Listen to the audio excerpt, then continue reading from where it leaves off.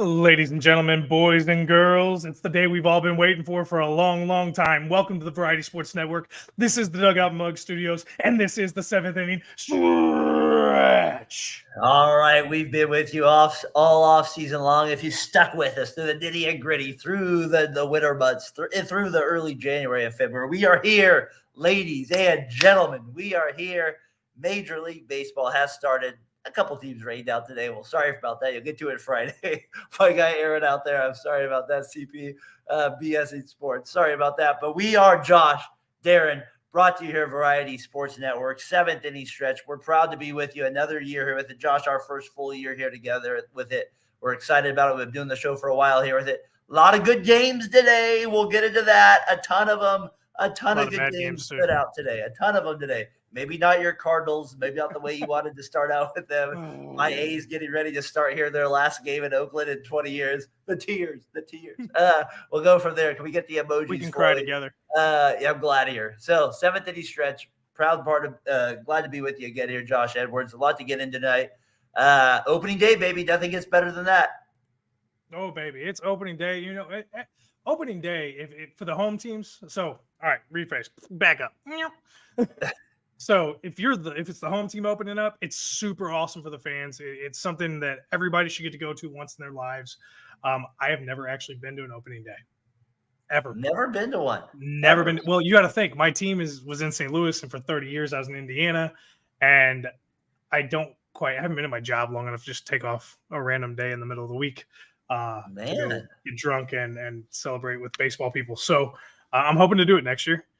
And I'm also hoping the Cardinals will open the actual season at home so we get all the accolades. But I've never been to an opening day. How about you tell me about one of your experiences? Because I know you've been to several. I've been to 4 A's opening days. And the last one was a long time ago though. It was when Matt Holliday was traded to the A's in the offseason.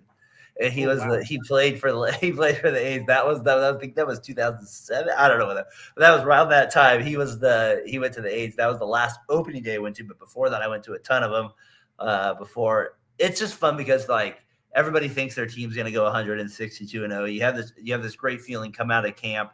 Everybody feels good. It's like something on every day. You never know, like what's going to happen. You get to follow these players throughout the year. So that to me, that is my greatest opening day. One is going with my friend Brian and my wife now Hada. She wasn't my wife at the time. And my buddy he picks me up. We live about an hour away from the Bay Area, so it's definitely warmer where I live. Believe it or not, it's a massive difference when you go from here to Oakland at night. And I go, he's like in shorts and his sandals, and I go, Brian, what are you doing? It's gonna be freezing there, like he's gonna drop down to below 50, and he's like, oh, I'll be good. Oh, he bought a sweatshirt. You had to go but spend $50 to get a sweatshirt. So that's a great opening day memory for me. Just in terms of my buddy having to buy a sweatshirt there because he thought he was overdoing it. He should have. He should. He should have spent $50 in beer and got one. Yeah, that's what I was gonna say. I said just get drunk for $50. That's what you could get drunk for $50 back then. Oh, Logan out there, 7-1. Your Cardinals lost today. To the Dodgers. Dodgers look really good today against your Dodgers. Your starter, Malik, not good today. The offense, what was it? Goldschmidt was the only one with a hit today. That's not a good start. Goldschmidt went 3 for 4, and the rest of the team went 0 for 27. So that's not a good start that's not a good start there opening day. But Victor Scott did draw a walk or get on an error and then stole a base. So he got his first bag of the season, first bag in his first MLB game. What do you think it is about opening day? You talked about like what I liked about when I go to a game, like the pageantry. I like all that stuff, no doubt about it. Like that stuff's all part of it. I'm surprised you, as a Cardinals fan, no ring ceremony. That didn't matter. Maybe that wasn't opening day though. Maybe it was Flag Day. You guys raised something like that or something. I don't know when they've done the ring ceremony. I'm sure they've done them on opening days. But no, I mean, is it an important day? Is it an important day? Or is it overrated? It depends on who you are. If you're if you're a lifelong baseball fan, it's important. Like this should be a national holiday. If you're a baseball fan, you should get the day off paid. Our guy Josh Lewis out there, right? Yeah. Well, I had a buddy at work today. He took the day off. Yeah, he did. And he's taking next Thursday off to go to the Cardinals home opener. And the Cardinals weren't even in St. Louis, and he still took the day off to sit at home and watch all the games and enjoy baseball and it's all of its glory. So props to him. and I hope he had a great day doing it. Unfortunately, our team lost. I think he and I both knew that He did with it. 0-4, so we're not too upset about it. No, can't be that bad about it. Can't be that bad. Yeah, a lot of good games today here early on with it. I mean, we'll get into some of the games as we move on, just to give you some of the scores with it. The Royals lost 4-1 to the Twins. I was watching a little bit of that. But that wasn't a bad loss either. No, it wasn't a bad loss. They lost Lewis Pitcher in that pitched great. game, the Twins. That was probably the biggest deal there. And then Steele, if you're watching the Cubs Rangers game, he goes down fielding a ground ball. That's kind of a big loss. Obviously, a huge loss for the Cubs if he goes out. Yeah, and that could have major implications, not just on the team, but also on his personal award accolades at come the end of the season. Well, I mean, we'll see the Rangers. That's a good game going on. We'll kind of keep you updated on a lot of that stuff going early on. That's the only game kind of moving along here. We got the A's and Indians getting ready or Guardians getting ready to start here in a little bit. You got the Rockies getting ready. The Mariners going here in a little bit as well. Versus the Red Sox and the Diamondbacks playing hosting the Rockies. So a few games going on there as well. That was kind of we'll kind of keep you updated on those games during the day. Any early games stand out? I mean, did you get a chance to kind of check in on that Cardinals-Dodgers game? Anything were you disappointed in the effort? I mean, we just touched on it. Were you like, was it like, whatever? Were you disappointed in Michael Start?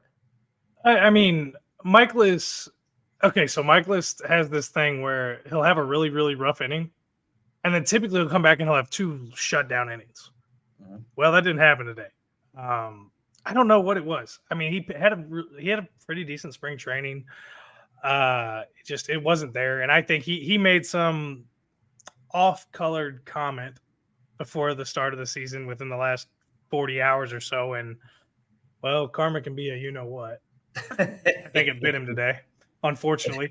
But it is what it is. He's not a bulldog, but he's not going to be rattled by this. He's had bad games, and he comes back and has good seasons. So I'm not worried about Michaelis. He still had 5 Ks. He had 2 walks. I mean, it was a rough day. And any pitcher can have a rough day when you're facing the lineup the Dodgers have. So I'm not writing off Michaelis for the entire season. But it was a disappointing opener. Did you get to see any of the end of the Yankees Astros highlights or anything like that? I saw the throw out from Soto on Dubin. I think is how you say his name. Dubon. Oh, I only know that more so because he was on the Giants as an early prospect, so I got to hear about him. You got it right here. Awesome. I'll get it up on the screen here as we kind of talk about the game here. I thought that was obviously a big game. Susie out there, shout out Bourbon Baseball out there. I like to always give her a little plug here on the show when we can. Her Astros go down today, though, on a great throw by Soto. Logan's boy. I mean, my goodness, he might be. I will give him a PG here for a little bit. He loves this man out here, right? But a great throw here, throws out Dubon. Basically, that was the game-winning play. He gets an RBI in the game as well. Great play there by him early on, showing the benefits of having him at batting third or in the order there. So I don't know, just it was kind of one of those opening day plays that might stand out in his Yankee career if he stays with them moving on here. If they have the money, he'll be there. I mean, they got to have the money to sign somebody like that, right? I mean, I was being sarcastic. He'll be yeah. I think he ends his career there unless they put him on $50 million a year for 4 years, and then he'll go play somewhere else. But he's a hell of a player. He's got the best plate vision in the MLB, and he's something else, man. He is a generational talent. Hey, what do you think about the guy in Pittsburgh here? The Pirates end up beat the Marlins today 6-5. We talked about him as a shortstop moving forward as Oneil Cruz. He's in your division. He had an awesome spring, and sometimes you look at those springs, and I got to shout out him because our guy Mike McHenry, who's come on the show a couple times, I hope will come on again a couple times this season as well. The Fort out there doing out there for the Pirates.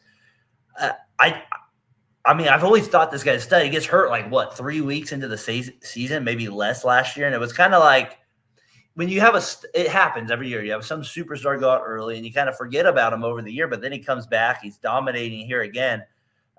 He ends up hitting another home run today against the Marlins. I mean, At what point do we start to say, okay, this guy, he's a legit player as I kind of get his home run up on the screen here a little bit? Like, how do you he's in your division. What's the fear factor for you when you see him? I have no fear factor because he can't stay healthy yet. After he starts staying healthy, he will become a major threat on the Pirates team. Yeah. Unfortunately, if the Pirates don't make the correct moves and build the team around him, and who's the other young kid they got? Brian Hayes. Oh, I've always said he could be a generational talent, Logan. Relax. Logan says here, hallelujah, Josh finally admits that Soto will be a generational. Logan, Josh, I'm pretty sure you thought he was generational, but Logan has a way of putting people into what do we say, Bonds territory every year. Yeah, I mean, Logan's like one of those guys who wants to make the big prediction and wait 15 years to see if it comes true, so he can see, like, I told you. When he gets back from Europe, he'll feel a little differently, I think. When he gets back there, he'll probably feel it. I just feel like, okay, so we see him. They win 6-5. They get there with it. I thought the funny one was today when I was kind of early day opening day tweets was Ryan from BSing Sports like saying, I think Trout hit the opening day home run, or he hit the home run like his first at bat, and then he's like, I think the Phillies will win, or I think the Orioles will win 8-1, 7-1, something like that. They end up winning like 11-1, 11-3. That would always crack me up a little bit as we were along the way. So speaking of that game, Burns looked fantastic with 11 Ks in his debut as an Oriole. A lot of the talk with him going to the Baltimore was, he pitched in a weak division in the NL Central. Is his stuff really going to play? Does he have the ability? If he pitches like that all season, I think he's going to shut everybody up, and he's probably a Cy Young candidate and maybe even an MVP. I mean, if you legitimately look at it, the Orioles could have 3 or 4 MVP candidates on their roster. And it's weird because it reminds me an awful lot of the early A's teams I liked about in the 2000s because they were young and they weren't quite household names yet, but you watch these guys and you're like, they're studs. Like, you don't get to watch Gunnar Henderson 400 plate appearances every day. Like, we don't get that year. Like, you get my point though. Like, that is where baseball is a little regional in those areas and stuff like that, and that does make a little difference. But that's what I sense of the Orioles, and then they end up making this move for a guy like how I felt like with the A's when they got Jermaine Dye as a hitter. They end up getting the move for Burns, and it's like, whoa, this is out of territory a little bit here. This is not the Oriole way a little bit, and he gives up the home run to Trout, but then, like you said, 11 Ks, he looks dominant. I mean, do you want to kind of start there as we kind of make our way through the predictions here a little bit with the AL? Like, do you think the Orioles end up winning this division? Yes. Okay. All right. I have them with 2 winning the division. I just feel like I'm with you. They just seem they're ready. That's the team. Like, right? They're ready. They're on the verge. Okay. So if they win the AL East this year, they are now in a position to be the king of the AL East and compete for being the king of the AL. Because I said 2 years ago, I thought Houston's window was closing and they were on their way out. They keep retooling. So that prediction I made is probably wrong. But Baltimore could be Houston's new problem. I'm with you, man. They look and they get the new ownership, right? So it got approved today, and the deal was supposed to be closed this evening. I haven't seen official word on that, but it's been approved by all the MLB owners, so it's a done deal at this point. I don't know what it is. I'm excited. Just like me and you talking baseball here open day. I have a smile on my face here, but it makes my wife sick for anybody out there. So feel better about that at the same time. If you're watching the show, and my wife she's like, you can't be this happy about open day. I am. I'm sorry. All right. It's what I am. It's what it's all about here. So like, how long have you been married? We've been married 13 years now. So and she hasn't figured out what opening day is for you? No, I coached Little League when she dated me. Trust me, she knows what opening day is. But so she gets it. That's probably why she's sick and tired of it. I'm with you on the Orioles. They're just right there, man. Like they lose last year in the opening round divisional series. That's got to motivate you anymore. We'll get into our MVP picks. There might be in Cy Young guys. There might be some Orioles on that as well. But how about some of the other guys? I mean, we've talked about divisions throughout the offseason, so we're not going to do that like division by division, but we talked about Soto a little bit here. Do the Yankees give them the push? Is there somebody in that division you think pushes them, or do you think the Orioles kind of run away with it? I don't think the Orioles run away with it at all. I don't think that's it. I think they have what it takes to win the most games in that division. Especially with the balanced. And I really go with this with the balanced schedule. Now, if it was just going to be the AL East beating on each other 19 games apiece every season, I don't know. At that point, I would move the Yankees even further down in the finishing order because I don't think they have the pitching to stay healthy and to be strong enough throughout the year. The Yankees are arguably the most offensively powerful team in the MLB. Arguably. I mean, the Dodgers are there. There's a few other teams that are just offensive juggernauts. But the Orioles, to me, look like one of the most complete teams. The scariest thing about the Orioles right now is their bullpen. Is Kimbrel going to be Kimbrel? Their big boy is out all year with Tom. I just can't remember his name off the top of my head. Batista. Yeah, Batista. Big monster looking dude. That's Tommy John. Right? Yeah, he's Tommy John. So this year. So that leaves a door open. And we'll get into that later in the season, I'm sure. But the Yankees are going to come up short because of pitching. I think Toronto has a better chance to finish second in the division than the Yankees. Do you have the Blue Jays or Yankees spoiler alert in the wild card spot at all? I have both of them in. All right. So a little spoiler alert as we get into that. Okay, I have the Orioles too in the AL East. The Red Sox, we've talked a lot about on them in the offseason too. You mentioned the Blue Jays. The Blue Jays to me are kind of an interesting thing as we move forward here with it. I think that's going to be a team that we talk about a little bit in May, and we'll see if we can continue talking about them come August. You know, I mean, that's kind of where I'm at with them a little bit here. So it's kind of like that front runner feel a little bit. I like their players, but that's the feel you have. And you kind of just see the Orioles have a grinded out team through 162. I think the Rays right now are more of a grinded out team than the Blue Jays. And the Blue Jays have lost Romero. They lost Swanson now early in the season as well. Not the end of the world early. I know that, but still injuries to your top two guys in your bullpen.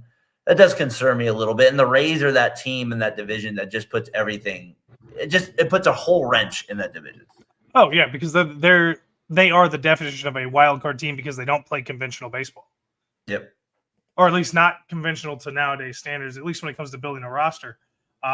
They still kind of play some old school baseball a little bit. Yeah. I mean, they don't play this current system. To all you guys out there watching us, the 1920 of you, if you got a question, you got a comment, or you think we're wrong, get in the comments and tell us. We love the interaction. So get your butts in here.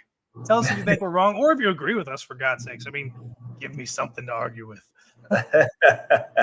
We'll take it. We'll take anything with Logan. If you're still in there, he's going to Europe. My goodness, I like how he's like, I'm taking a vacation. I was like, dude, you're explaining those 2 weeks to me, going to Ireland and wherever you're going, and then say, I'm like, that sounds like I need a vacation after that. That's what it sounded like to me.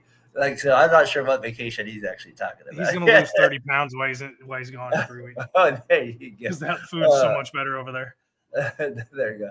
Logan, shout out to you. We'll see you in June, baby. That's what it sounds like there. We'll see you in June. So we stay on the American League there. How about the AL Central? I have the Twins winning the AL Central. What do you got here? As we're still 2-2, just to let people know here, Cubs and Rangers. I'm going to get it up on the screen here, Josh, as we keep going on that. What do you got for AL Central? I also have Minnesota. I flipped. I did a little bit more research. I looked into the teams a little bit more, and I still think Kansas City is going to be the surprise team there. They're not going to have enough to get a wild card spot, and I don't think they have enough to take Minnesota. I think Minnesota wins the division with 84 wins. Logan says he thinks the Blue Jays are about to drop off back to the AL East real quick. Orioles, Yankees, Rays. We'll see. We're going to write it down tomorrow. I'll put it on that'll be our first official tweet tomorrow for our 7th inning thing. I'll put it on there with our predictions. Aaron out there, the Mets, they get a bye today, Aaron. I was thinking about you guys out there. You and my guy Ant out in Memphis, Mets fan CP out there in New York. It sucks. Your team gets rained out. It does kind of suck. But not Minnesota. It's KC. Whoa. Well, I was on KC through the whole offseason. I really was. You were. Pablo Lopez, man. I got him as a Cy Young candidate. Man, KC, I like that Aaron out there. That's kind of a ballsy pick for KC sure. KC is going to wreck a few teams' seasons. I'm telling you, teams are going to have KC on their schedules. These are games we're going to win, and Casey's going to go win that series and take 2 out of 3. Casey's going to do that multiple times this year. My concern is they won't figure out their offense till August. That's my concern. And like, they'll be, you know what I mean? Like, they won't be in it at that point. Like, they'll figure out who their 3-4s are going into next year a little bit more, and they'll finish about 81 and 82. That's how I feel about it. So I told my I got a buddy at work today. He's a KC guy. I said they're going to get 82 wins. They're going to be one game. They're going to be one game over or 2 games over 500, but they're going to be 82 and 80 at the end of the season. He looked at me. He goes, "Do you really think that?" And I'm like, "Yeah, I really do. I think they finished second in the division. They missed the playoffs by like 4 games." Aaron, I think it's Minnesota, though. I just think I don't know what it is. I think I trust them a little bit more than some of the teams. But they do get Lewis go out today in their injury. We'll see what happens with him, how long he's out. He gets a home run in the first inning off the guy. God, what's the lefty in KC we both like? He started today. Reagan's? Yes, whatever. Reagan's. It's Reagan's. Thank you. He's awesome. He pitched well today. He just not well enough. Just not well enough. Aaron, we appreciate you coming in, and like Josh said, tuning in as well. Make sure you tune into the 5-hole there on Variety Sports Network. Aaron is on that show. He does a good job there, talking hockey. Nick Martini with 2 home runs today, baby. Unreal, the Reds. The Reds they look good. They dominate. We talked about opening day performances. That's one of them. As well, former A, yeah, too. The Reds are going to do what the Reds always do. They're going to get their fans. The Reds are going to get their fans excited and crashed. The A's would have to see Martini with the actual, like, you know how like the A's fans have these like signs they have, and it would have a martini glass with him on it. You're right. 2 home runs today. We'll get to the NL Central here picks in a second. I might have the Reds here. We'll see what happens with it. All right. So I have the Twins in the Central. You have who again, Josh? I had the Twins. Okay, so we both have Twins, both have the Orioles. I have the Rangers in the West. Who do you have? This is the one division we didn't preview this offseason. Yeah, and I have Houston.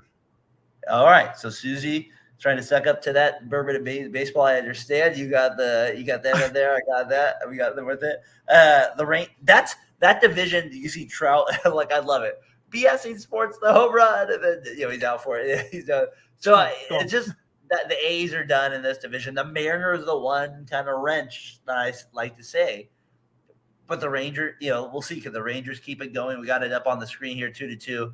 I'm going to keep it going up on here as we go on with it. A little bit later here, I'll keep you up on the 2-2. Like I said, bottom of the 8th going there. Cubs Rangers, great game. Opening day. Steele though does get hurt in that game.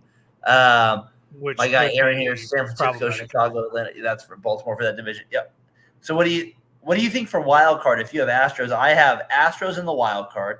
I have Rays and the Yankees. You had Yankees, Blue Jays. Who is your other wild card? Mariners. If Rodriguez can stay healthy. So that's where I wrote Rays, and then I actually, if we can see it on the big board here, if people can see it, no, you can't see it. Mariners was next to it on there with it. I had Rays. That was the nice kind of like that's the team I was thinking about. At that same the Rays time. are my alternate. Yeah. So we just have a flip on that. Yeah, exactly. So that's where let's just for a second, not deep dive into it, but if we're kind of looking at the American League there with it, like some of the teams we left off then, right, at that time, is we're leaving off obviously the Red Sox who we talked about. We're leaving off those teams of it. The one team I think is getting a lot of love early on is the Tigers. And they play well today. They win 1-0 against the White Sox. I don't know how did you feel about the Tigers? That was a team I was like, do I buy into it? So the Tigers for me were a team that I wasn't really looking at, but Logan was high on them last year, and Josh was high on them last year, and I just couldn't bite. And the more I heard, hold on, Logan says Mariners can suck my nuts. Just real quick, I had to get that out. Go ahead. It's the city in general can. But I like their jerseys. Where were we at? Because Tigers. Totally threw me off. Tigers, yes. The more and more I heard the professionals talk about how the Tigers had such a great offseason and all the acquisitions they made, they could really make a run for the division title. I was like, I don't know if they can go that high. They definitely aren't going to do enough to get into the wild card, but I think the team's going to be better than I originally thought when we spoke earlier in the offseason. And you have Skubal that pitches well today. Obviously, he was kind of looked upon as a dark horse Cy Young performer. He pitched well today. The White Sox have not looked upon as a good performer. My guy Andrew Vaughn, I'm kind of always keeping an eye on him out with White Sox. I just feel like he needs to get out of that organization a little bit. I know a lot of White Sox fans kind of put some pressure on him to perform, but I'm like, it just hasn't been a very good. It just hasn't been a very good division or a very good team, and so we'll go from there. Team doesn't care about Woody.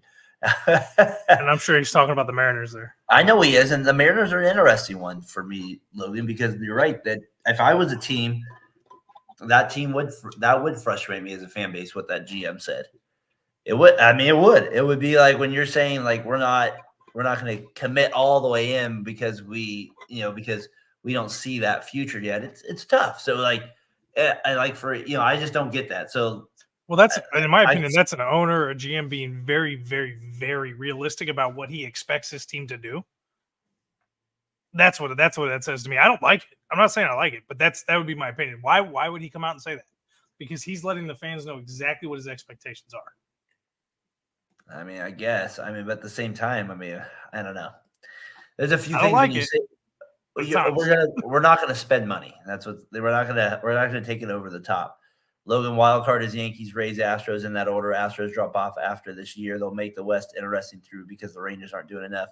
Yeah, no, I agree. I think that's part of it. We'll see what happens there with the AL American League. Like I said, me and Josh are here with you 7th inning stretch. We're going to take you through some of the games here this evening as we have the Cubs, Rangers kind of wrapping it up. Bottom of the 8th. We'll get you into this to the games that are kind of starting here at 7:00 here. What do we got here? Starting out, like we said, we have my A's going against the Guardians. Rockies, Josh, and D-backs.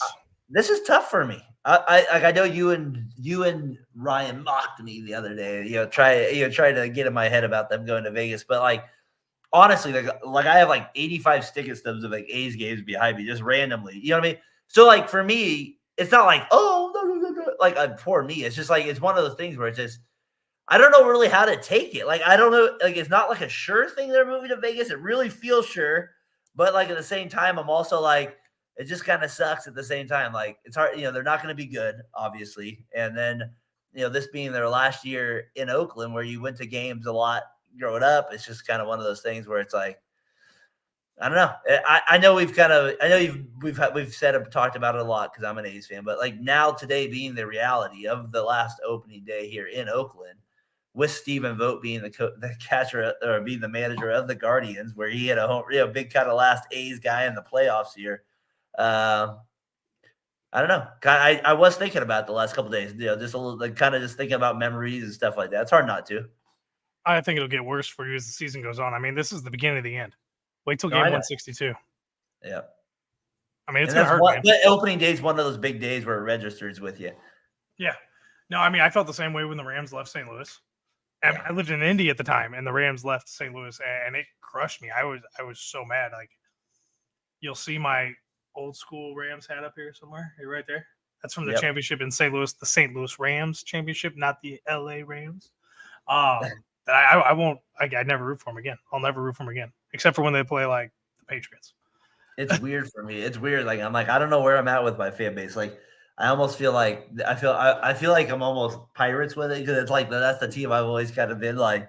That's been my like second favorite team. So like, do I go there with it? But like the A's for me has always been obviously it's hardcore. That's my team. So if I were you and I was going to make a change, I would pick somebody with tradition. No, but see, I don't want to pick. I want to pick an underdog. Like that's where I don't want to pick somebody that actually has tradition. I want to make like a tradition. I'm not like in my lifetime, anyways. I don't want to hop on a bandwagon. That to me is like throw. Well, we're not good right now, so you wouldn't be on. No. You guys are ultimate throw up central. I'm not hopping on your bandwagon at all. Our guy Flea Market Floppy Disc local media shout out there at the A's. They got Wood. Alex Wood is the starter here. We'll see how they do. 7-11 years with above average ERA. Yeah, he's been good. We'll see what happens with it. I don't. So we'll see. That's going on right now. They're getting ready to start the festivities. There's probably going to be less than 3,000 people there tonight, which is crazy on an opening day. But Josh, they're having a boycott out in the parking lot where they're expecting 20,000 people out in the Oakland A's parking lot tonight. So that is something going on with Last Dive Bar out there. I called for that on Twitter for St. Louis tonight. I said the fans need to boycott opening day.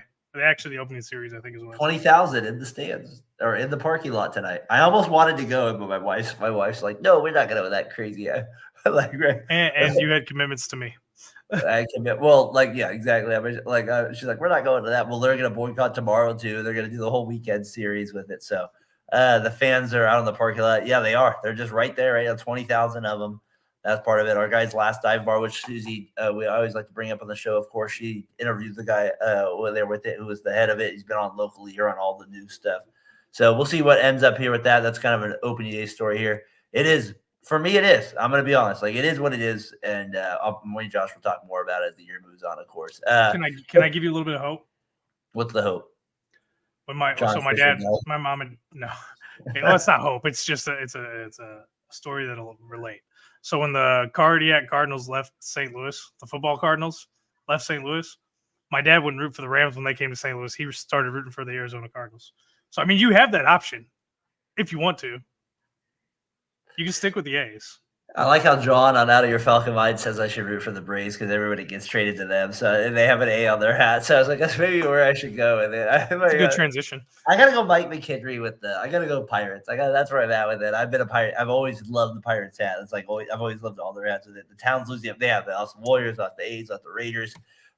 We have the Oakland Roots soccer team. Do you care? And we're getting the Oakland. They have a soccer team? They do. It's an independent team. They're getting the Oakland Ballers. Remember we did the Oakland Ballers with JT Snow as the trivia question. He's on there as well with it. So we got that. I wanted Matt Chapman to decide. I like that signing with the Giants. They lose today. I was watching that today.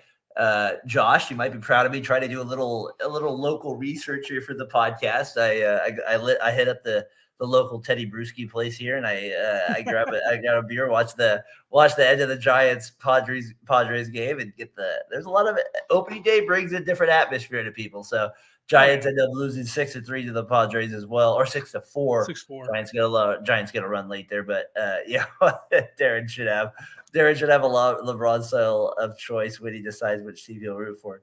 All right, we don't talk about LeBum on this show. What team will we root? We got like multiple teams. Like, I'm gonna bring them all out. What happens? Well, we got to do your. You just put them on, and we'll tell you which one looks best on your face. Yeah, yeah, exactly. Sir, put it backwards. No, we got that. So, the Pirates are right there. So the A's played the Guardians right now, getting that started. I'm gonna get the Cubs and the Rangers back up here. The Rangers in the bottom. They got a runner on second with 2 outs. See if they can get the run across here. With it, we gave our predictions there with it. Was the guy here? I still remember when Chapman was first called up and had a dinger at Oracle Park in the spring training game. There's Matt Olson. There's a lot of things that kind of bring up. So as the year goes on, I'm sure I'll get emotional about a lot of these things here. And Josh will have to hear a lot about them. So Josh, National League though, to kind of get it going with it. Tiers there, their picks. What do you think about? What do you get? I'll let you pick the division you want to start in. Let's just follow suit, man. Let's work east to west. Let's do it. What do you got? Braves. Okay, so I'm not gonna lie. The division winners, except for in the Central, for me are easy. It's Braves. I don't think anybody in the AL East can and put up a record better than what the Braves should put up this year. Now, if the Braves have a series of injuries that are ungodly, then yeah, maybe the Phillies can take it. But I think it's the Braves hands down. The eyes shut. I think they only got to show up to 100 games tops. Before we move on, can I get to Brandon chimed in here? What Mike Trout trade destination? Is it an NL team? Like Phillies to me in that division would be interesting. Brian, that would be the most. That's his hometown. Yeah, I think the Phillies would make sense. He'd probably like to go play there. I think whoever's going to be a contender and whoever's going to since the Angels will have control of it, it's going to be whoever gives them the most. And I don't know who it's going to be, and it's going to be a contender, and I don't think it'll be the trade deadline. I think it'll be more like the All-Star break. Orioles, go all out. Let's go. Come on, new ownership. Let's go all out. That would be fun, right? They might. You never know what will happen with this new ownership. We don't know anything about them. We don't know how aggressive they're going to be. But they have a good young core around them. They have Cubs, good term on the contracts. I mean, the Cubs could. I mean, the Cubs have unlimited money. Fun one, Cubs with him there. That'd be great to see. Cardinals. The Cardinals. Gosh, don't do that. Don't do that to him. Aaron, don't do that to him. I don't need another injury-prone player on the roster just taking up space. It was a waste of money. Cubs would be fun. That would be. That's the one team that kind of jumps out to me, like that maybe could like take a risk, and they don't have The like Reds. Yeah, they do, but they have Cruz. They're gonna have to be looking at. And they have the Green, and they have some other guys. They don't usually pay people. That'd be a good trade, though. I wouldn't hate that for them. If I'm the Cardinals and I trade for Mike Trout, he's going to be my DH. I will never let him see the field. I will never let him touch the field. Interesting. Never. I wouldn't risk. No, I mean maybe once a week to give somebody a break, but no, I'm not risking anything that would get him hurt. Seventh inning stretch here. We're talking about the NL, kind of get the NL talks here. We're kind of getting into Mike Trout a little bit. Good. We appreciate Floppy Disc, Logan, Brandon tuning in, Aaron as well. I know my guy Tyler's out there. A few others kind of texting me, watching in. Appreciate that. If you want to get on the YouTube chat, feel free to as well. All right, so we went with East first. You have the Braves. I have the Braves obviously as well. What do you got? Central and West. What do you have there? I took Dodgers in the West. Okay, I got the same. And I took the Cardinals in the Central. I was watching 314 last night just to see if I could get some insight into your thoughts over that Cardinal. Like, get him Josh's mind a little bit as he's going the Cardinals. He's taking him all the way. He took him last night, and I had to take him. I don't represent my city. What good am I? I'm not a homer. I took the Reds. I have the Reds as a wild card. I have the Cubs. It could be a wild card. I have the Reds, the Cubs, and Pittsburgh could all be wild cards. So maybe their division's better than we thought. If 3 teams get in those. I don't think it's better. And I'm saying one of those could get in, but the Central's so balanced. I mean, anybody could. You can win this division with 82 wins. I like the Reds. I mean, I saw predictions out there that had the Reds, the Cubs, and the Cardinals all win 81 and 81, and they were tied up top of the division. And I was like, that was the hardest division to definitely do by far. What do you have for wild card in the NL?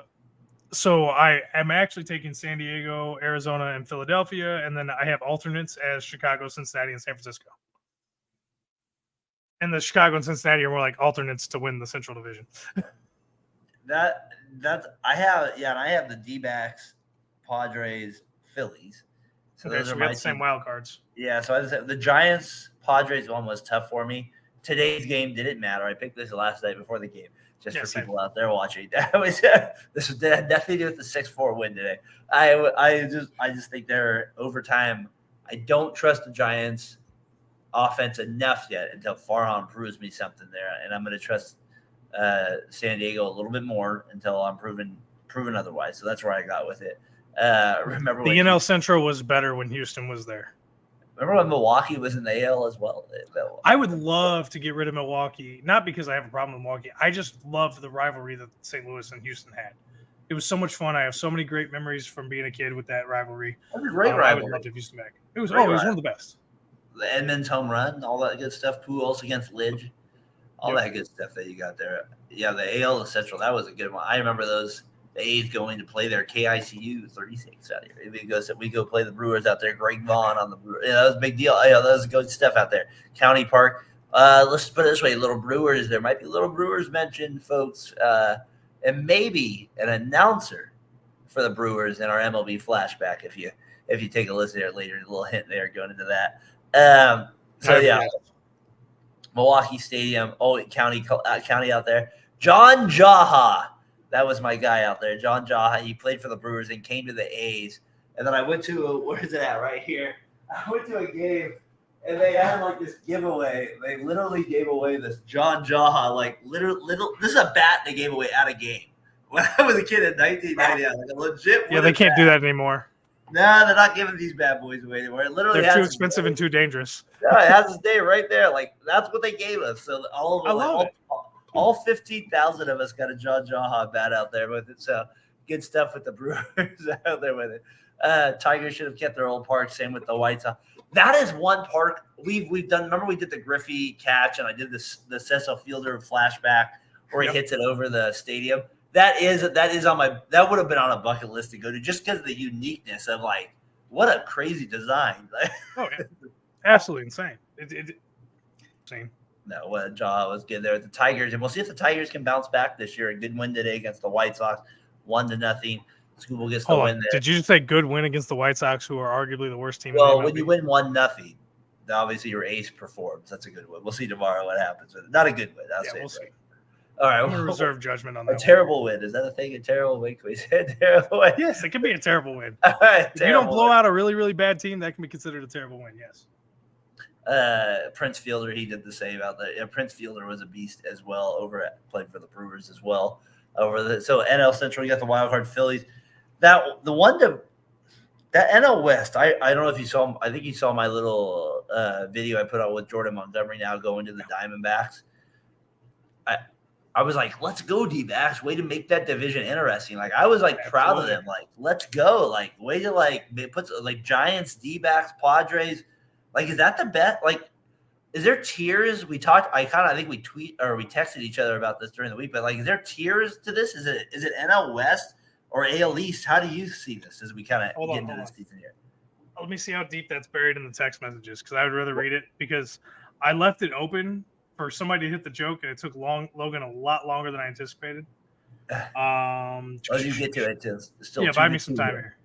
So we still get to 2-2 here. No, I know what he said. He was basically saying that he had the AL East and NL West tier 1, and he had basically So I said the NL West and the AL East were tier 1. Tier 2 is the NL East and the AL West, and then the joke is there's 1,000 feet of dog crap, and then there's the Centrals, because obviously that was a Moneyball. That's what it was. Yeah. And I thought you were going to hit on it, and he did, and I was like, man, it took you guys forever. He was the one that I think it's because I probably thought he was the one that said it. The division tier. So do you think that's how it is then? Like, do you think you have the NL West? Do you think the NL West is better than the AL East? I think no. No. Okay. So I mean, if you wanted to play, the Dodgers are better than the Orioles. No. Whoa. They have more talent and they're more expensive. The Orioles are a better team. Wow, that maybe. Okay, Brandon, cut that ding right there. Ding right there. Go ahead and cut it. Put it up. That is a cut there with it. Are you serious? The Orioles are a better team. Right. Wow. All right. The Dodgers are more talented, but the Orioles are a better team. All right. I'm a little surprised on that pick there, my guy Flubby, Moneyball. I got to read that. I've seen the movie, I got to finish the second half. Never got through the other one. Read a lot of books. That one's hard for me a little bit because they lose at the end. That one's hard for me at the end. At least your team has a movie. Yeah, that's true. You got that one with it. No, I hear you with that though. With the talk of that, the Centrals. I'm looking for maybe. I feel like the way we kind of talked here a little bit, like. Maybe me and you believe in the NL Central a little more than we think. I'm just saying the way we were like, yeah, Oneil. I was like Oneil, Cruz, and you're like the Reds and the Cubs. It's like maybe there's a world where the Central is better than the East overall. I don't know, maybe. I don't know. I don't know if the Central is better than one of the top. I think the NL Central has the potential to be better than the second tier divisions. I don't think they can be with the first tier divisions. There's that stubborn old man. Somebody's got to be the old man on the show, and I'm not even actually numerically the old man. But I am the old man because I don't 40 in August. 40 you still look better than I do, and I'm 5 years younger than you. 40. We got a beard though. I'm getting the beard like you. I've been hanging out with you too long. We're gonna have the beard together. We'll get you here someday. Hey, if next week I'm like this, then you know that. Then you know. So then you know. We've been working together too long. If I start doing that, I can turn it around. No, it covers my eyes too much. No, we do that. And my hair's a mess. So that's hilarious. it goes backwards. So you got that with it. I don't know. The tiers are there with it, so that's kind of fun looking at them. We got the game up here 2-2. That's why baseball's fun. Like it's on every day. I enjoy that part of it. That's the part honestly I enjoy the most is that. I can look on my phone. I can get it on the radio for $3.99 a month, people. Everybody goes like, it's $150 for the game. Like, just pay $4 a month and you get it on the radio the whole, like all year round. You get all the highlights the next day. You can watch it all. So I'm a radio guy. That's where I'm at with it. So I've been listening to the radio all day with it, the games all day with it. So we got that all day. I went to flea market. In the book here, the scouts all want high school players because they see themselves as players, but they only wanted to draft college players. It's interesting nowadays. I kind of feel like it's always an interesting between college players and high school players. So that's always kind of a fun debate there as we kind of get into it. Probably move forward. Josh, what do you think of awards predictions here? We kind of talked about that with it. The Cubs take the lead 3-2 here. 3-2, break it a little take the lead here on the run here. So they take the lead 3-2. They score on a passed ball here in the middle of the ninth inning here, so they lead 3-2 going into that. What do you got for MVPs for both leagues? So I'm going to give you candidates. My top candidates. Whatever you got. Yeah, I like it. It's too long of a season for me to make an actual prediction. So in the AL, I think it's pretty obvious. I got Soto, I got Rodriguez, and then my 3, I guess, underdogs that aren't underdogs would be Bobby Witt Jr., Gunnar Henderson, and Adley Rutschman. Okay. I took those are the guys I'm going to watch this year. I took Rutschman to win the MVP. That's who I'm putting my money on. If I'm picking a guy. So out of those guys you named, who are you picking then? Pick one. Come on, who you got? If I'm picking one guy, I'm probably going Henderson. All right, so we both have Orioles. We just have different guys going with it. How about NL? Who are the guys you have there? So this is a lot shorter list, and this is a lot more obvious. Acuna Jr., Tatis Jr., and Mookie Betts. I like those. Sorry, I got no surprise there. Those are just the 3 guys. I have Betts winning the MVP too. Well, the Dodgers have 5 guys that could be MVP this year? I just feel like he's due. I feel like he did drop. I feel like he's earned it. Yeah. If he's dominant this year at a new position, how do you not give him the MVP? No, he's definitely coming back from that. I don't know. I just don't see it. I just think Betts going to shortstop too if he has a good offensive year. Like, right, it's kind of set up for him in some ways to win that award for sure. My guy Aaron out here has Juan Soto. He was definitely on your list for sure. Yep, on the list. Throws out a guy tonight. I think he's high on the list. Obviously, if whoever wins that AL East was going to have a massive advantage, right? So that's gonna be a big thing. That's gonna be a huge thing. Whoever pulls that baby out is gonna. I think in the AL, the MVP really comes out of the AL East. And Bobby Witt Jr. is just kind of I just think he's gonna have his breakout season this year. I think he's gonna become a different player. The only guy we didn't. Did you say Julio Rodriguez at all? Yeah. Okay, so he would be the guy to me that would be that dark horse where the Mariners win the AL West and he has 45 home runs or something like that. That's his path.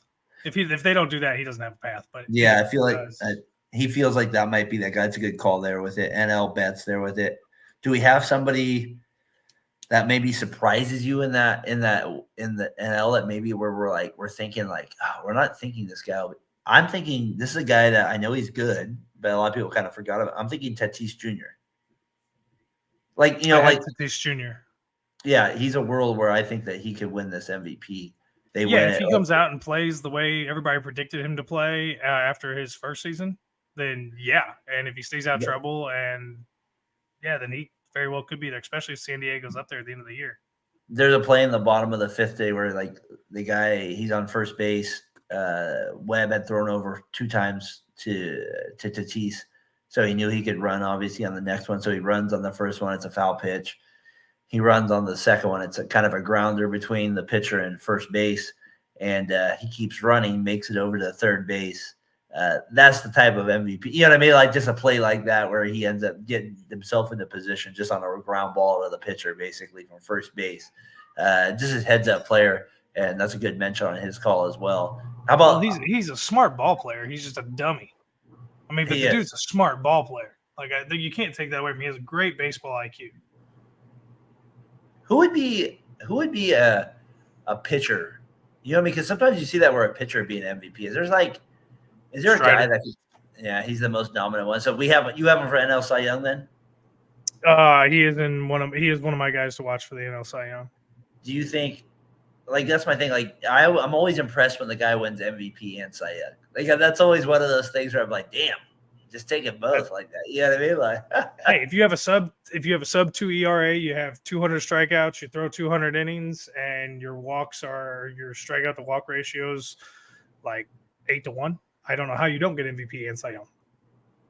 I took Wheeler in the NL.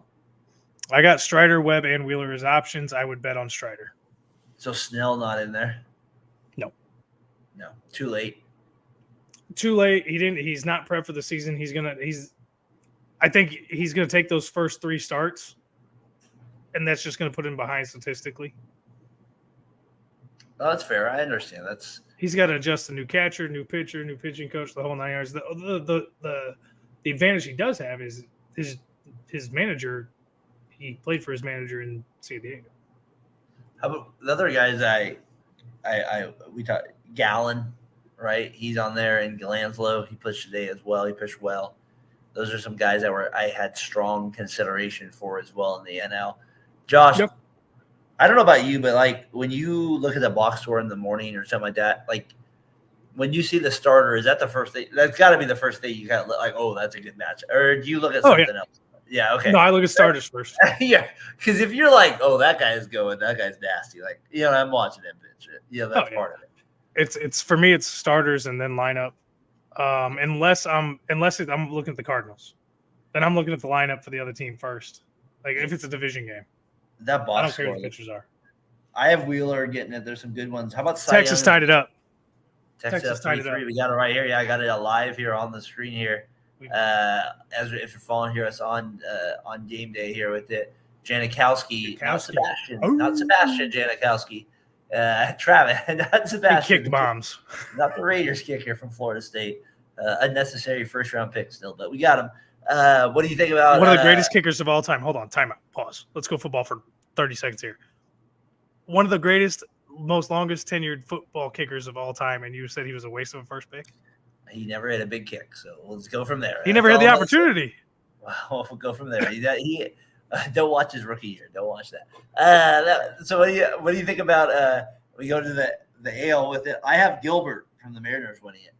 I just feel like I'm going to go on a surprise limb here, and I don't see I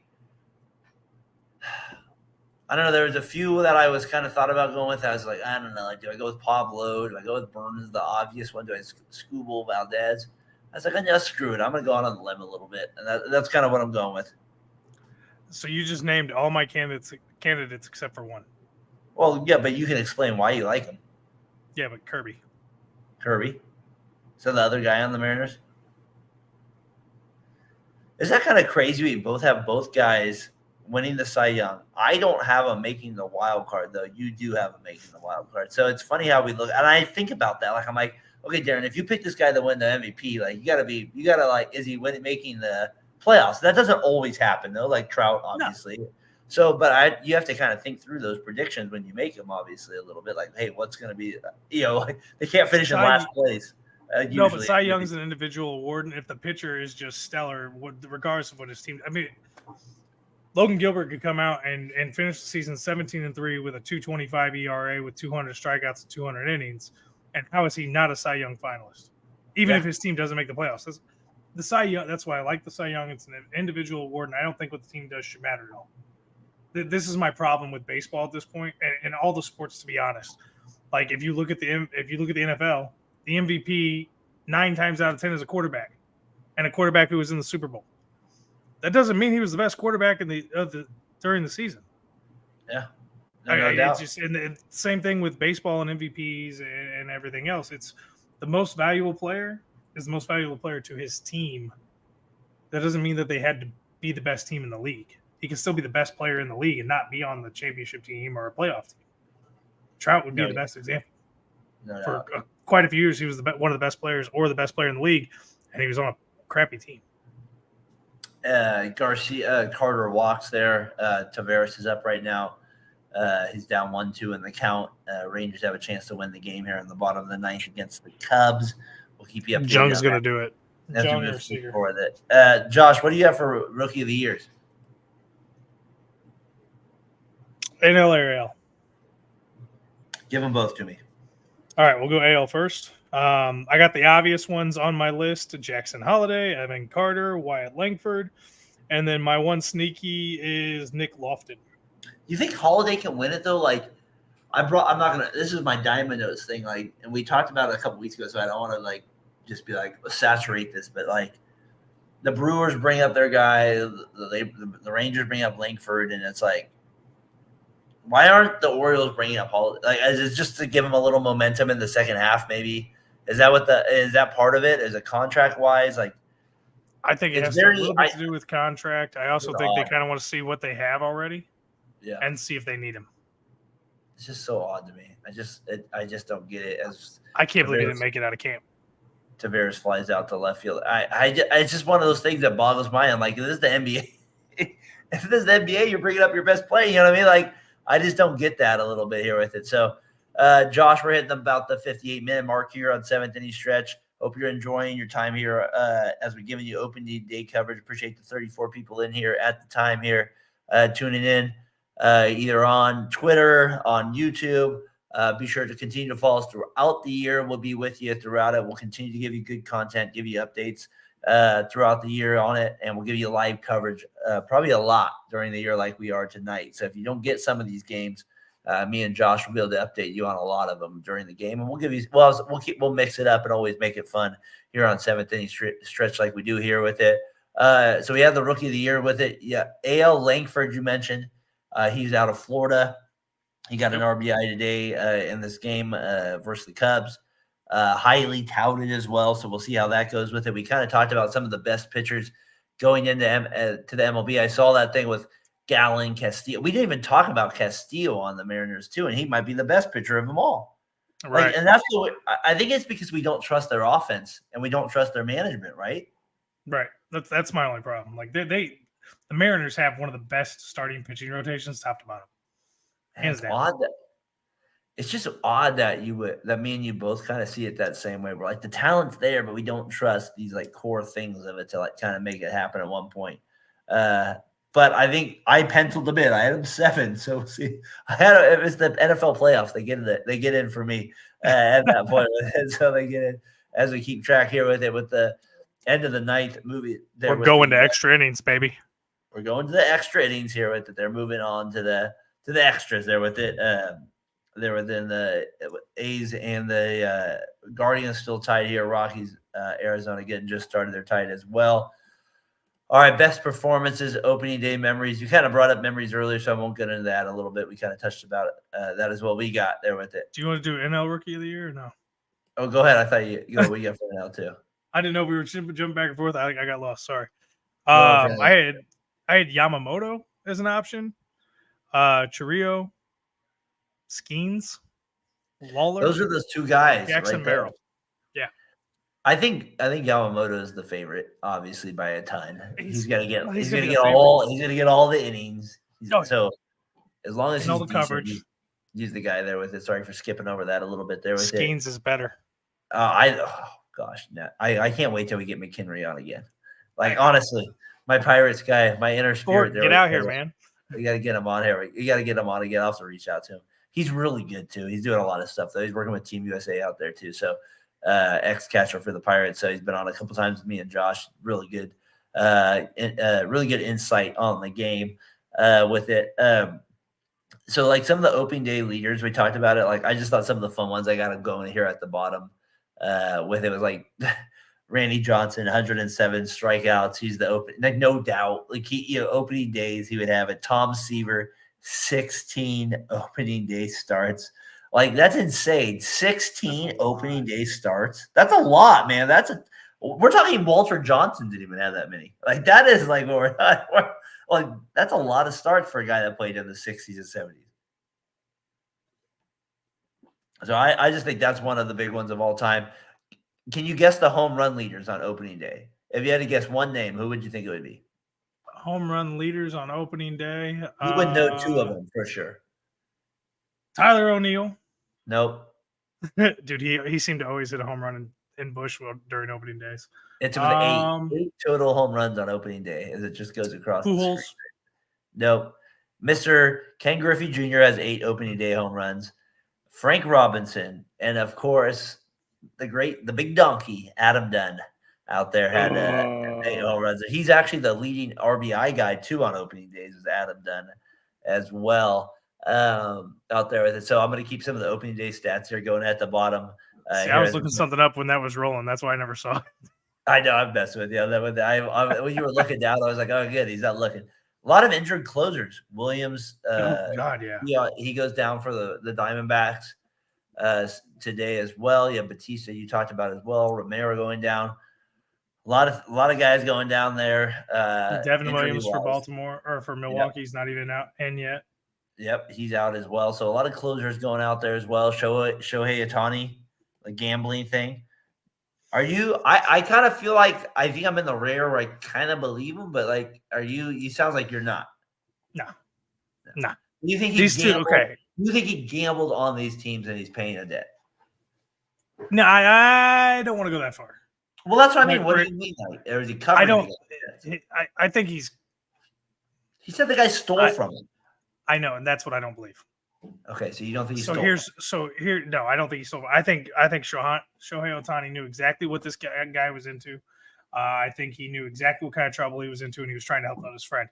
From what I understand, from what I've heard since last week, these two were inseparable from the time he got to America. They were like best friends, almost like brothers. They never went anywhere without each other. Their personal lives were personal to the two of them, from what I can tell.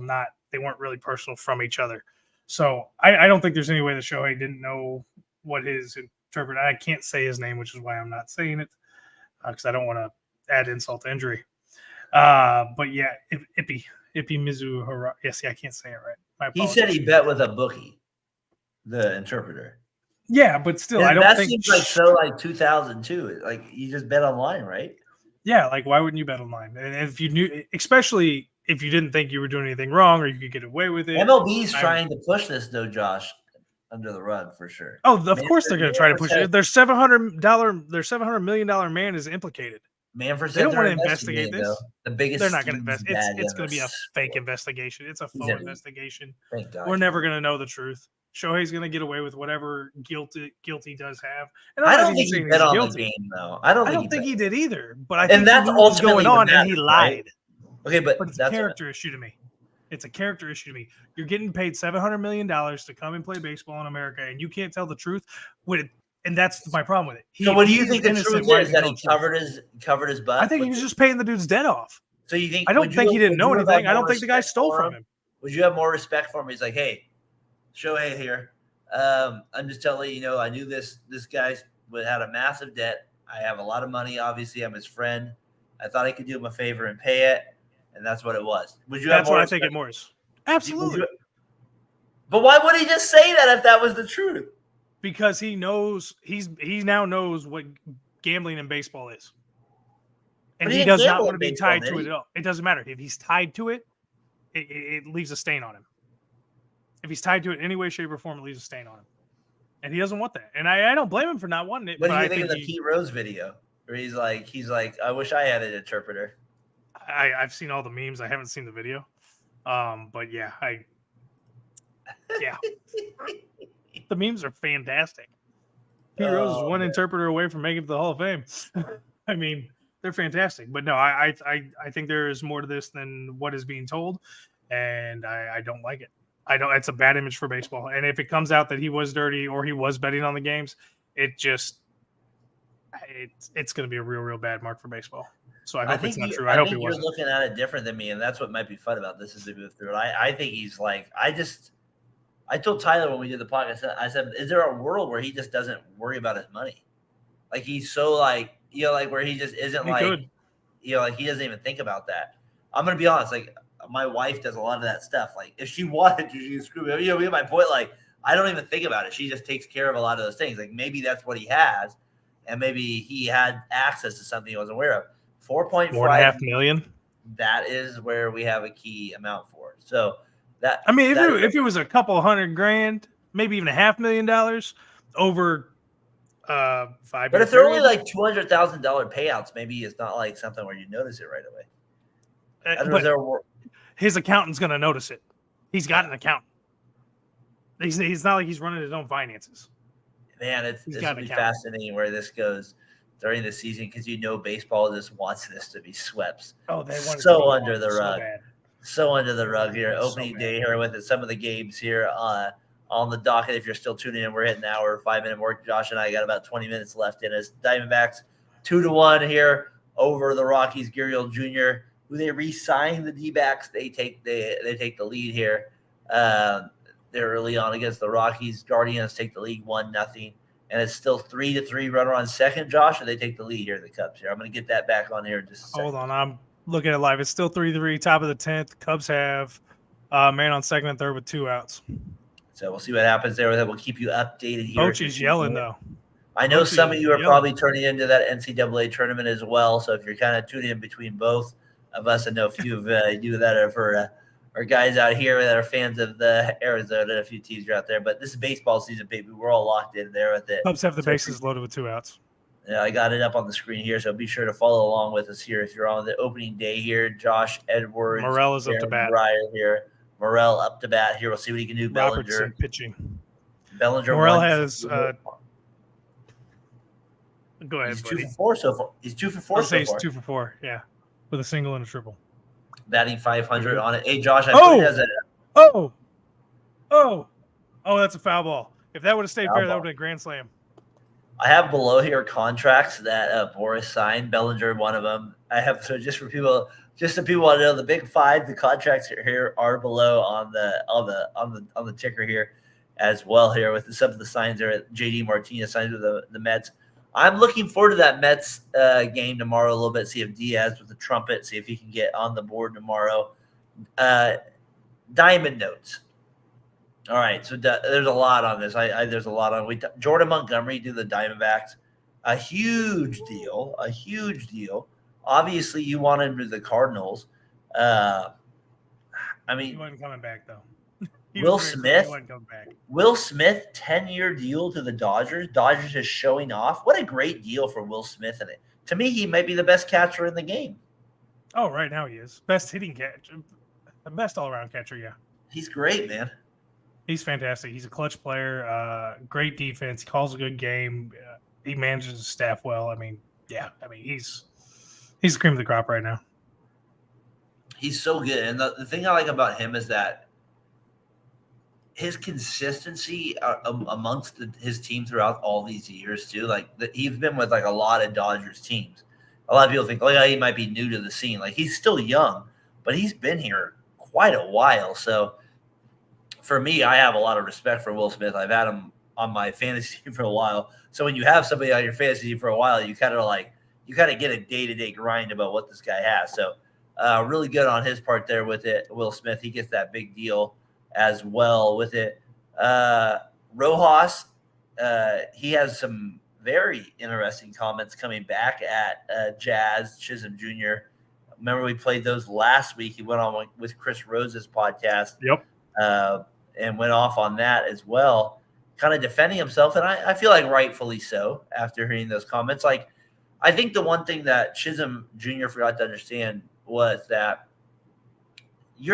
some of the veterans know you're better than them. They're just trying to they're just trying to help you understand there's a process to your greatness and that there's a way to act. And then eventually you're going to want your rookies to act when you're a veteran. And I think that like Miguel Rojas would know Chisholm Jr. is better than him. Like you watch the interview, he knows that. So I kind of walked away feeling a little different against Jazz after listening to that Miguel Rojas thing. I mean, like, did you watch it by chance? I watched it when we played it. I watched parts of it beforehand. Yeah, I was gonna say, I think I watched it on Twitter first. That's all I'm talking about is that what I sent you, because that was the main part, and that was him basically defending himself, saying like, "Why is he calling me a bad guy?" I was, you know what I mean? Like that's not fair. That was interesting.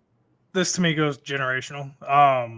Interesting. Okay. And I think, I don't know if you'd agree with me on this, but I guarantee you that the way you and I grew up and the way we took the game and thought about the game, and what's up, Dougie?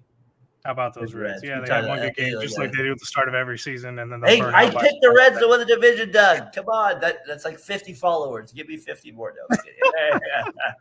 But no, I just think the game's so much different, and I think the sense of entitlement by young players who are good who haven't necessarily earned it. I think that's kind of where Jazz is at, which is why I go back to what I was when I said Tim Anderson could revive his career by correcting and straightening Jazz Chisholm out for the rest of his career, and he could reignite his career. That goes back to that. This is the generational thing. These kids who have been told they're great their whole lives and have been told they're going to be amazing and that they're the best and they get to a point where then they receive criticism and they don't like it and they feel like somebody's just trying to hold them back or hold them down, and they don't understand. Vets do know their pecking order. They know where they're at. They know where their talent level is, but they're not going to take some young kid running their mouth or showboating when they haven't earned the right to do so yet. Just because you made it there doesn't mean you are all that, a bag of chips and a side of fries, or whatever you want to say it is. It's Jazz has a lot to learn. A lot of the young players do. And to your point, if you're a good veteran, and like I'll work with people, so I'll be like, man, this guy's good. Like, he's gonna be better than me. Like, like you can see talent when you see, and you're like, this guy's gonna go better. Like if he wants to, he can go different places, and you can see that. And it's not like it's whatever you do. Like you can just see it, like the skill. Or it's a gift that maybe they don't even know they have half the time. Right. And that to me is part of it is like, can you understand your gift that you were given and can you act on it? And that's a big part of it. And we'll see if this can be done. Can I make a movie reference? Yes, you may. Doug out there, if he's listening, movies out there, I'm sure you appreciate it. So Bull Durham. This is exactly what I'm talking about. Great. This is where Kevin Costner's character and Tim Robbins. It's Tim Robbins, right? Yeah, it's Tim Robbins in that movie. Yeah, it's Tim Robbins. Tim Robbins is Kevin Costner talks to Tim Robbins because Tim Robbins is an absolute ass in this movie. That's his character. But Kevin's telling him that God has touched you with an arm that can throw thunderbolts, and you just don't know how to use it. And you're not developed, and there's things you got to learn. Nuke. Yes, he nuked. And that's the best way I can say that what we're dealing with right now. Every generation has dealt with it. I just think it's more prevalent now because of social media and everything is at the tip of our fingers and everybody's. Thank you, Crash. Doug, I appreciate it. Sorry, do you know Doug does the movie things by the chance? Have you seen it? I want to come on the show one time. So I was talking, I feel like Doug has something going there with that because I was like, man, speaking of movies here, I was like, we talked about baseball movies a couple of weeks ago. I was like, oh man, and then I told him I wanted to do Departed.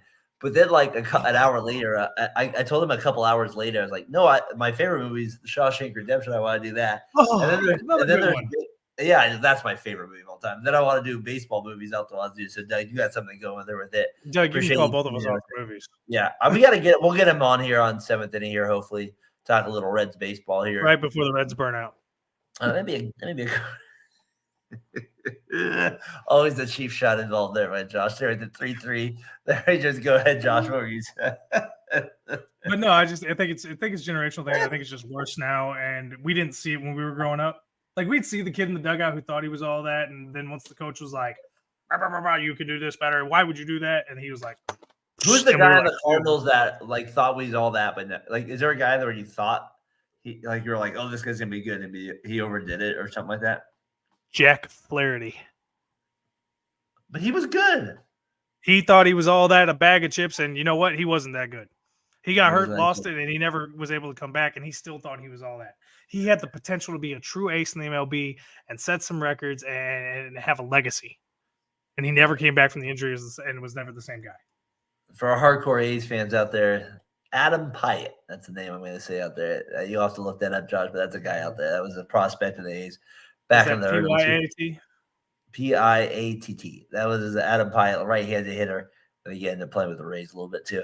All right, so we got that with it. Doug, appreciate you tuning in. Double last night. That was a fun episode. We had, of course, here VSN Sports. Always like to. I have stuff going here at the bottom, so just letting people know. I spent unnecessary amount of hours here. So if you see stuff on the bottom here, you're tuning in YouTube with it. I always like to just give people different information at the bottom here. So just stuff kind of going about opening day, anything going on in the big league. So I got some stuff going there with it. We also had a little opening day opening day theme with it. We talked about Bob Uecker. He's on April 2nd. I believe he is going to have his he's turning 90 years old. He's gonna do the broadcast for the Brewers though. So pretty crazy. Yeah, pretty great. I'm telling you, that's part of the reason I do that brew. Like I do all that stuff is because of him in that regard. I already missed Old Rangers ballpark. Yeah, I missed that too. Like, you know what I mean? Like, I just think it's fascinating. Like these announcers, like John Miller for me. I listen to like I say, I'm a radio guy, so I know who your Cardinals announcer is. I know his raspy voice, and he's like, it's like I get like that. He gets kind of like slow and talking. And then you have your middle inning guy that's younger and you get a little fiery up and stuff like that. So you kind of get used to these things along the way. But as a fan, it's kind of hard not to I don't know, appreciate kind of some of these things. So I wanted to get up this isn't an MLB flashback, but I thought it'd be funny as Bob Uecker's it's kind of reminded me of the A's, like tonight, like if they were playing tonight against the Guardians, like what it would sound like. So let me see it. Hello again, everybody. Harry Doyle here, welcoming all you feather to another season of Indians baseball. A lot of new faces in Chief Wahoo's tribe this year as they take on the defending American League champs, the New York Yankees. And hopefully we'll have some of the names that go with those faces before their first at-bat. Anyway, listen to the roar of the crowd as the Indians take the field.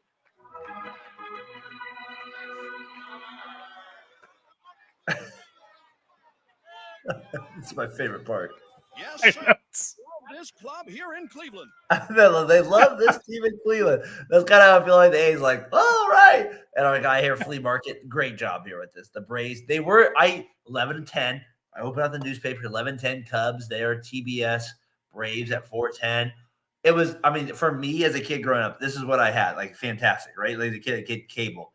It'd be like, okay, in the summer, June through August, Cubs 11-10, Braves 4-10, Giants and A's both starting at 7:00. And I could get all of them on TV. It was just like, and you got baseball tonight going on at the same time. It was like fantastic as a kid in the summer growing up, having those like channels on the West Coast, being able to have 11:20 start Cubs somewhere else. 11:20, Josh, not at 1:20. I would have been fat if I would have grown up on the West Coast because I would have never been off the couch. Oh man, I was fat for a little bit. That makes you feel better. Was there? They were all grown. Day games, I love that. And the TBS. I mean, I have some stuff in the bank, just letting people know. In the MLB flashback, there's some TBS stuff there in the bank. As Josh knows, I go far back in the bank with these things, so we'll have a lot of stuff there. With them, I have one. It might come up this week. We'll see if I go randomly on it this week. So, Josh, we have that with it. 3-3 still here in the bottom of the 10th. Great opening game here. Cubs, Rangers as well. I mean, you've been on almost an hour and a half. Got 39 people here in the chat with it. So that Bob Uecker thing was fun.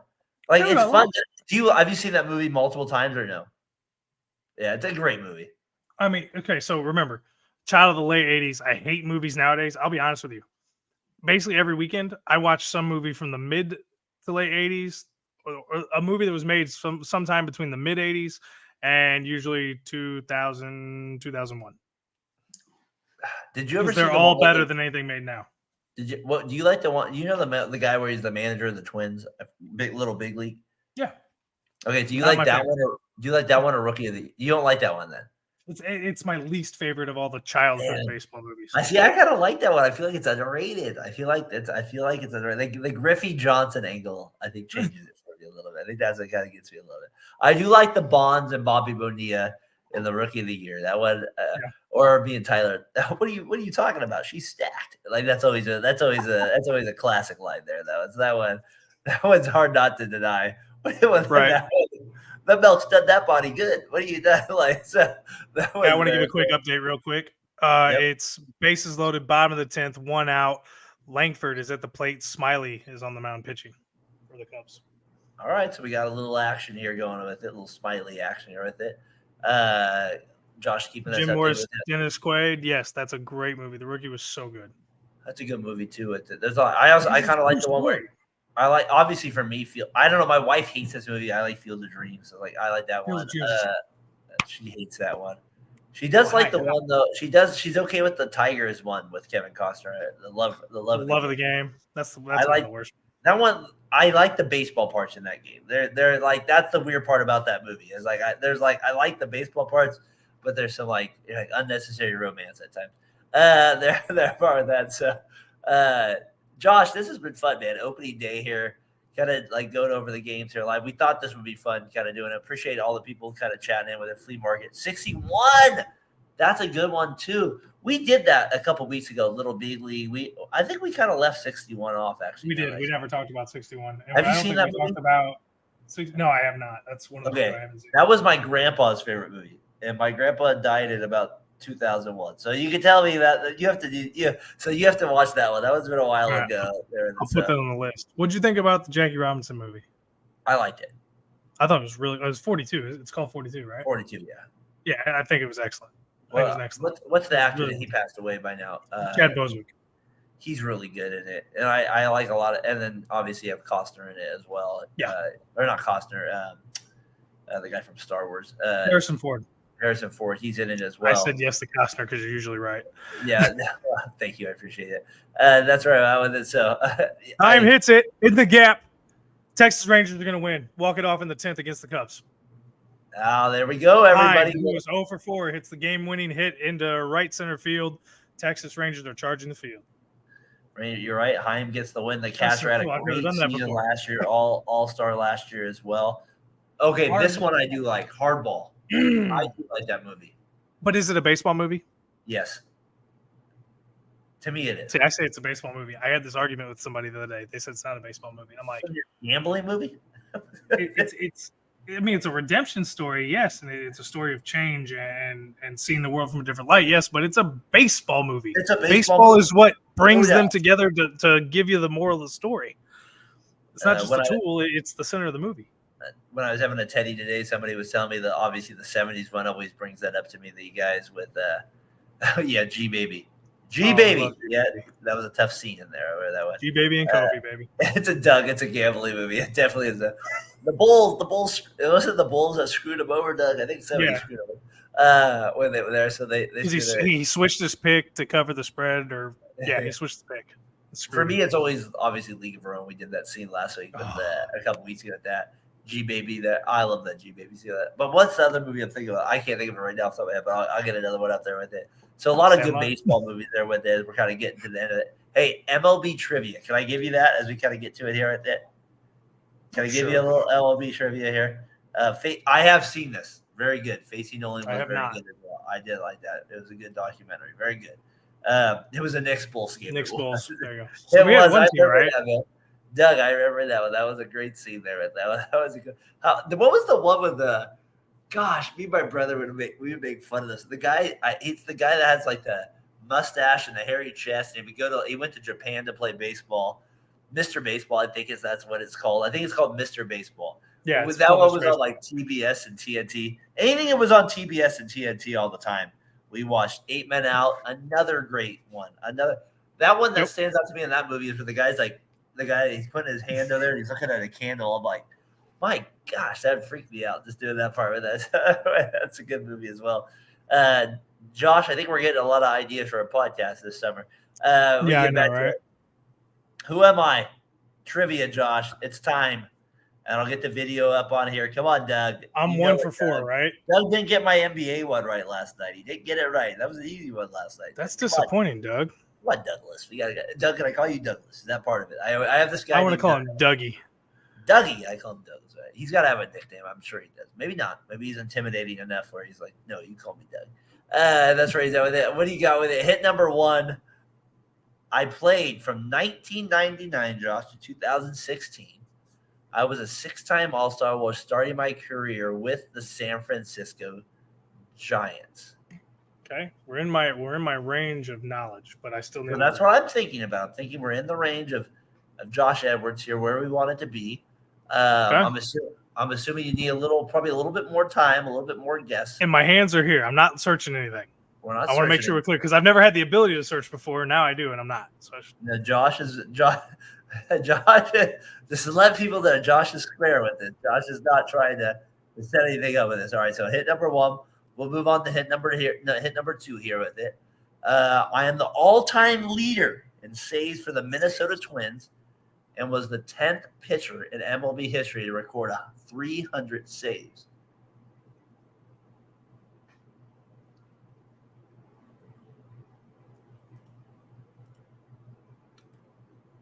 silence kills our show, Josh. Just to let you know. Minnesota Twins. Hold on. I'm trying to think of the Twins. I'm just messing with you. All right, next one. Go to the next one. Whenever I listen to the radio, this guy'd be like, Joe Nathan. That's not right. Is Joe Nathan right?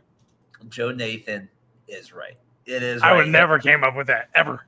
Hit number 3, he was traded for Francisco Loriano for the Twins and for AJ Burnett, AJ Brzezinski. Hit number 3, answer. Fun fact: he is a professional player. He drafted the Giants.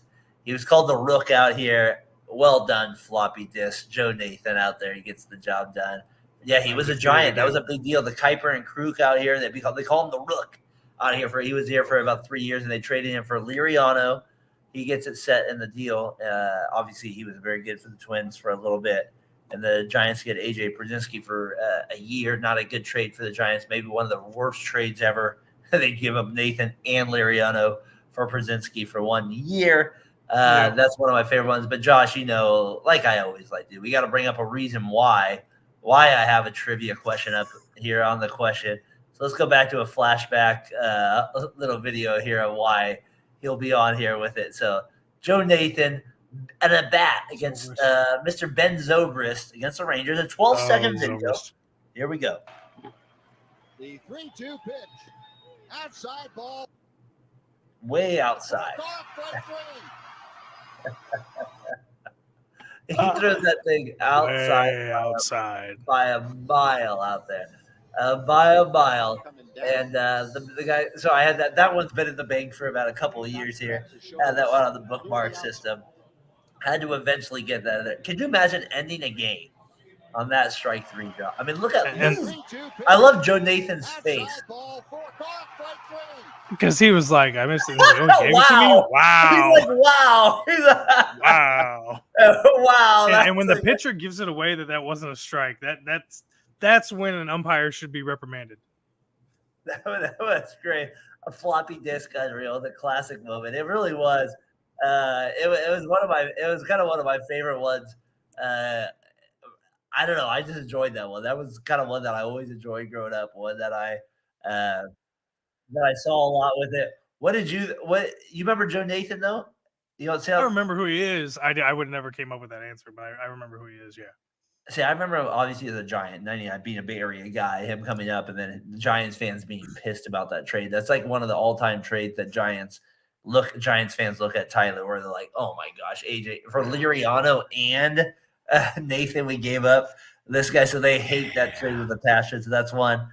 So that one's been in the bank because I saw that one on the highlight reel here probably a couple of years ago. But I felt this was a good time to play it with it, get Josh fooled on that one. Because, Josh, I'm trying to keep it in your time zone a little bit when you're by yourself. You're being fair. And you got to also think, if you want to go history deep, it's got to be around the NL Central. Or what was the NL, or what is the NL Central now? He did play for the Cubs for one game. He did play for the Cubs for one game. See, I didn't know that. But yeah, if you keep it in more like the 2000s plus, I should at least have a chance. Yeah, he did play for the Cubs for 1 year. Do you remember him playing for the Tigers? No. He was good. He was very good for the Tigers for a little bit too as well. That was after the Twins. He went to the Tigers, then went to the Rangers. He was very good with the Tigers during that time as well. So our guy Floppy Disk out there gets it right as he always does, as usual. All right, MLB flashback video. Anybody that's a New York fan, Bartolo Colon. This was amazing. This is his home run that I got to get up on the screen. Colon looking for his first hit of the year. He drives one deep left field. That goes Upton back near the wall. It's out of here. Bartolo has done it. The impossible has happened. My trot would have been a lot slower. Look at the trot. Look at the trot. The team vacates that's one you get to pimp. As Bartolo takes the long trot, his first career home run. And there will be nobody in the dugout to greet him.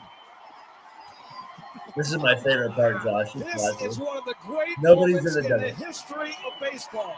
They're all gone. Colon has gone deep. I want to say that was one of the longest home run trots I've ever seen, but I think that's how fast he runs. And now they'll flood up the tunnel and give him his just due. His 226th career at bat. So 226 at bat. He hits a home run. Bartolo, one of the favorites here with it. And that's why they should do away with not having, or they should they need to do away with the DH in the NL. It's one of the things that Logan will have an argument with you there. He never recovered. He was once lights out pitcher. That cost him it with it. Shields used to throw that. He played with the A's. I remember one of my favorite things was the A's. Speaking of my A's out here, if I can kind of finish it up the podcast here, was he threw like something like, I'm going to be honest, like 60 straight strikes. It was like when he pitched for the A's, like it was literally he literally threw 60 straight strikes. That's insane. Fouled off or a strike. That's what it was. It was like something insane where he threw something. So, Josh, I thought that was kind of fun getting that up on the screen with it. Little Bartolo shout out with it. Our guys CP New York out there, Aaron, New York Mets fans. They had the delay today. I thought that was only right. I always thought it was only right we show a Mets highlight to give them a little love tonight out here for tuning in and always retweeting our stuff with that. So against them, and Bartolo's cool. And I just love the teammates' reactions is just fantastic. Yeah, right? Because the whole team just loses. They lose their ever-loving minds. And it's fantastic. And that again, that's why you don't change baseball too much. And taking the DH or putting the DH into the NL is a big change that takes away those kind of moments. I'm going to be honest, like today going home from work, I was like, oh my gosh, if I didn't have the pitch clock, I might be able to, it might be like 6 innings by the time I got to this. Like it's over almost. Like it does change the game a lot, that pitch clock. It's horrible. I like it, but I don't like it. That's that's kind of where I'm at. I mean, because like you don't have all the dead time, but in my opinion, make it the game's 12 innings long then. Well, or just make it like 5 seconds longer, the pitch clock, something like that. I think to shorten it like they did this year. Because most guys throw the ball 5 seconds shorter than it needs to be. And when you look at it, for the most part, there's a few guys that push the limit. Right. All right, we've been on here for about an hour and a half. We've been out. I want to close with the rundown. Yeah, go ahead. All right. Yes or no's? Yes or no? I'm going to ask you questions, yes or no. Yep. This is rapid fire. Because this is stuff we missed just because we didn't have enough time. So here we go. Hold on. Can I put it as this then? Where did Daren go wrong? That's fine. Yeah. He didn't fit it in. That's where he went wrong. What an asshole. All right. That's what I should call it. What an asshole. And this is not will they? These are listen to the words, okay? I like it. Here we go. Can the Rangers repeat? Yes or no? Can they? Yes. Can Acuna Jr. have another insane season? Yes. Will the Dodgers be as good on the field as they are on paper? No. Okay. This is not a yes or no. How will Mookie look at his new position? And if he's great, will it cement his Hall of Fame case? NL MVP. That's what I picked. Okay. That's all I so got yes. with that.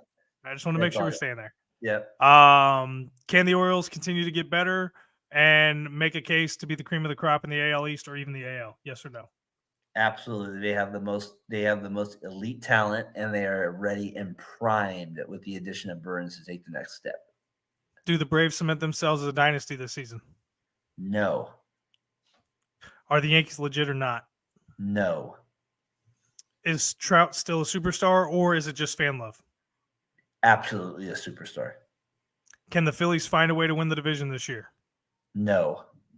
Will they just spoil the Braves postseason? Yes. Sorry, John. Does Vladdy Jr. get back on track and become a superstar this year? Not just a star, a superstar. That's your toughest one yet. I'm going to say no. Okay. Are the Astros the team to beat in the AL? No. Can Ellie De La Cruz be the leader in Cincinnati and take them to a division title? Absolutely. Can San Diego be what they were supposed to be last year and it's Schilt the difference maker if they are? I don't know if Schilt's the difference maker, but I like the fact that Tatis is there with Machado, and they kind of had that bad season last year. So I'm going to say yes. All right, cool. And then I'm not going to ask you the last one because you've already answered it. Because you picked I like that. I like the little rap. I like the little rapid fire. That's why we do the where. Josh brought it up to me a month ago. He's like, you forget to tell me stuff once in a while, you asshole. He's like, you gotta tell where you go wrong. So it's great that you finally this week we kind of finally got to it. I appreciate it. Like, because people have to understand, Josh puts in work. I'm the host of it. I might bring up the topics, but he puts in work too. He's researching stuff too. So when my idiot mind doesn't bring it up, that's where this is the point of the show where I want him to be able to kind of remind me of some of the things I forget. So I appreciate you kind of keeping us all tested on that, and me as well, sir. Can I put 2 more highlights out here real quick? Yep, let's go. Just thanks for everybody to look forward throughout the season. So this year the London series is going to be between the Mets and the Phillies. It's going to be on June 8th and 9th. And then this year the MLB is partaking in the Juneteenth festivities, and the San Francisco Giants and the St. Louis Cardinals will be playing in Birmingham, Alabama, where Willie Mays played his first games. And I'm hoping we can do a live show on that one with Tyler, and maybe that's kind of. I would be down for that. That's one I'm hoping we can do a live show for as we move kind of forward here through 7th inning stretch. I was trying to get you to go live Sunday night, but Sunday night the Cardinals are playing. Oh yeah, Easter Sunday. We'll see what I can do with that one with it. Well, if I can make that happen. We ain't doing that. We ain't doing that one with it. But me and Josh do plan on doing some Sunday.